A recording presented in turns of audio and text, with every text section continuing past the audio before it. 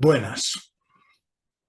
Hablar de la muerte con los niños es algo que, si somos madres, padres, educadores, tarde o temprano lo vamos a tener que hacer. Voy a hablar de tres cosas en este vídeo.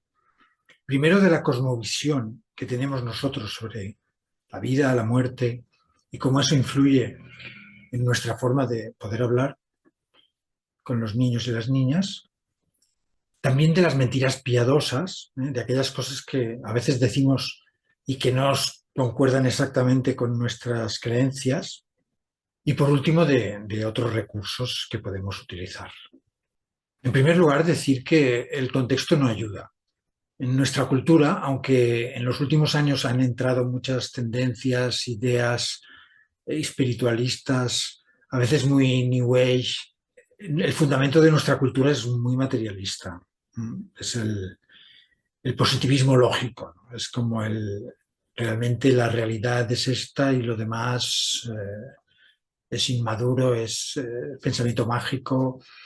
Bueno, eso es un sustrato que pesa mucho.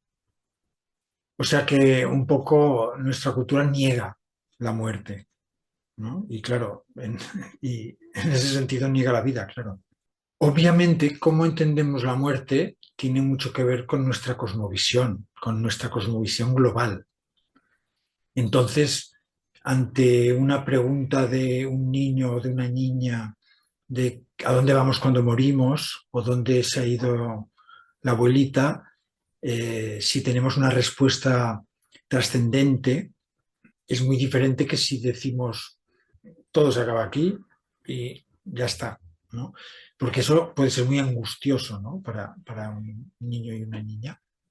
Entonces, sí que de entrada, cuando tenemos ese sentido trascendente, resulta mucho más fácil acompañar.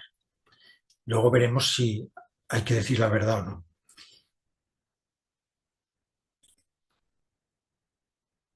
También hay que considerar a qué edad, ¿no? Porque cuando estamos en el primer set, también hay que ver a qué edad. Porque cuando estamos en el primer septenio, que el pensamiento es mágico, que recuerdo un padre en un taller que ante la pregunta de su hija de 5 años, creo recordar, de a dónde vamos cuando morimos, él que se confesaba ateo, respondió que, no me recuerdo exactamente, pero algo como que vamos a un espacio entre vidas o al cielo para desangustiarla.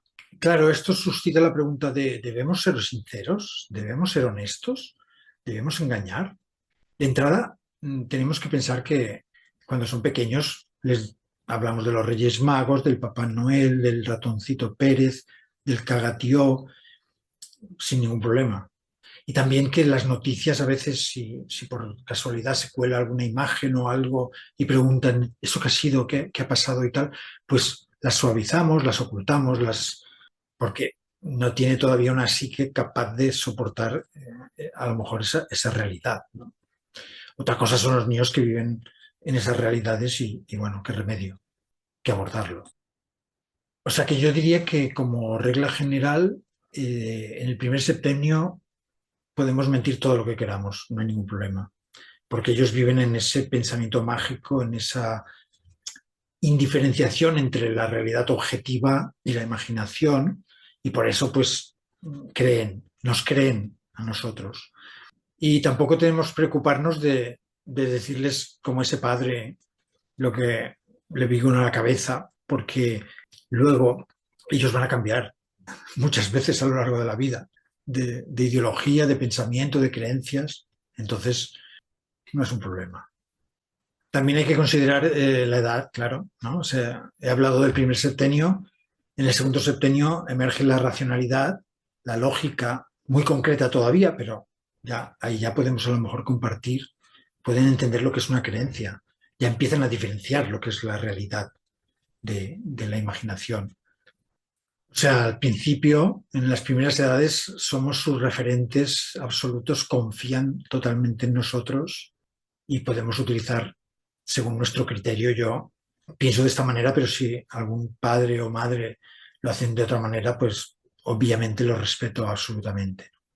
pero como resumen diría que no nos debe preocupar dar una cosmovisión adecuada a la situación para rebajar la angustia. Y por último, quería compartir también un recurso que consiste en, ante su pregunta, devolverles la pregunta. ¿Dónde vamos cuando morimos? ¿Y tú qué crees? Generalmente nos va a sorprender que ellos ya tienen una idea, una creencia, una cosmovisión. Y es mucho más fácil entrar en un diálogo a partir de ahí que si tenemos que montar un discurso, a veces improvisado, a veces con contradicciones que no. O sea, el diálogo es esencial, escucharlos a cualquier edad.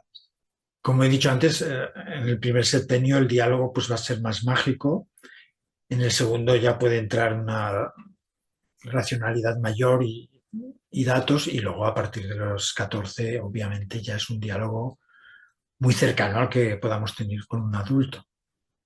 Y esto no es para negar las emociones ni rebajar la angustia a toda costa. Esto es para construir una cosmovisión entre todos o compartirlas.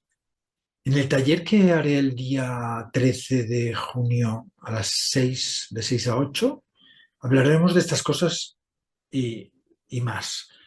Por ejemplo, también de otros recursos que podemos tener, como sería la expresión plástica, la expresión dramática, la expresión corporal, los rituales, los cuentos, súper importante, películas. Bueno, podemos tener muchos y vamos a ver también qué criterios podemos utilizar, y yo compartiré pues mis favoritos, obviamente.